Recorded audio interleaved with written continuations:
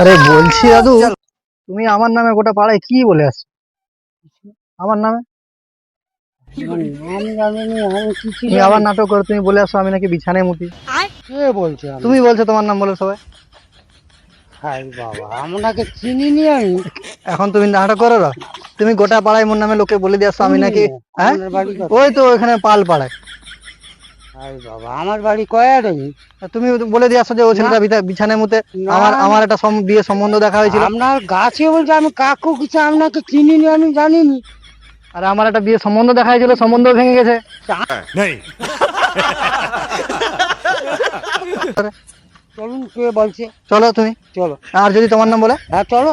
না না, চলো, যদি তোমার নাম বলে তুমি। তাহলে আমি দুটো দাঁতে করে বলবো। আমার ভুল হয়েছে, ক্ষমা করে দেন। পাক্কা বলো না তো? হ্যাঁ চলো। চলো।